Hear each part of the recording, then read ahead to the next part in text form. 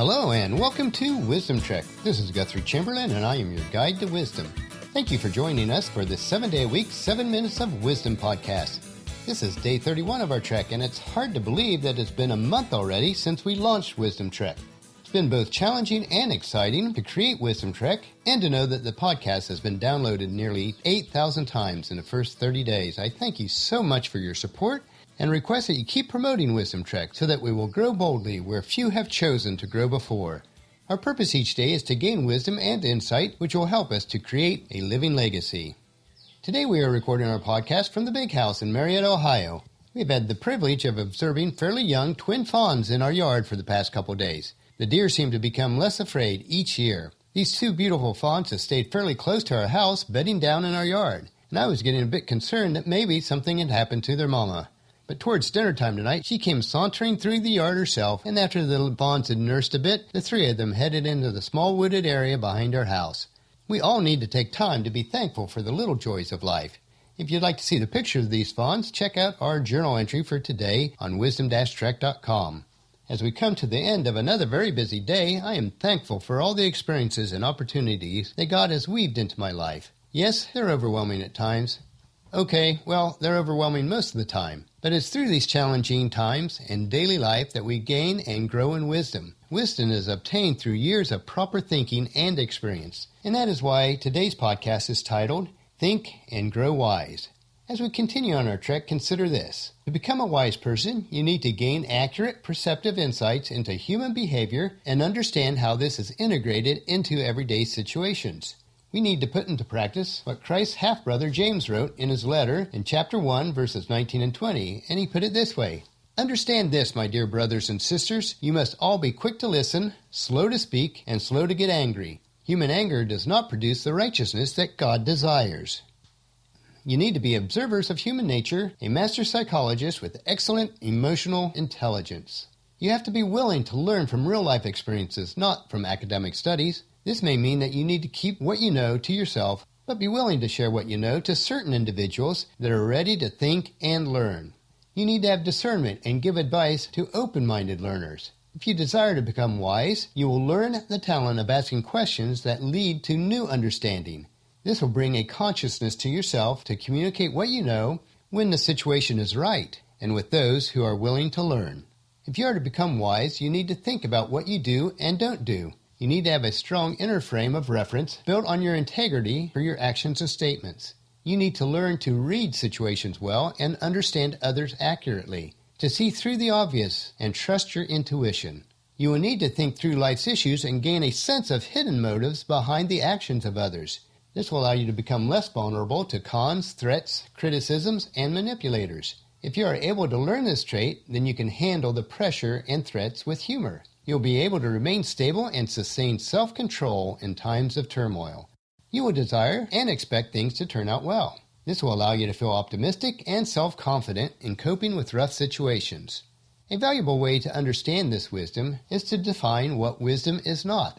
So what is the opposite of wisdom? Well, here are 8 ways that show a lack of wisdom. One who speaks or acts in stupid ways and then blame others for what has happened. One who speaks or acts in ways that causes difficulties for people or groups important to you. A person who speaks or acts in ways that lead to unnecessary loss. A person who does not learn from mistakes and makes the same mistakes over and over again. A person who is out of touch with what is really happening. A person who is bitter about the past and cynical about the future. A person outspoken about what others are doing wrong. And finally, number 8, a person who acts contrary to one's stated values and goals, and they don't know it. So how do we acquire wisdom? Well, here are 4 practical and yet simple ways.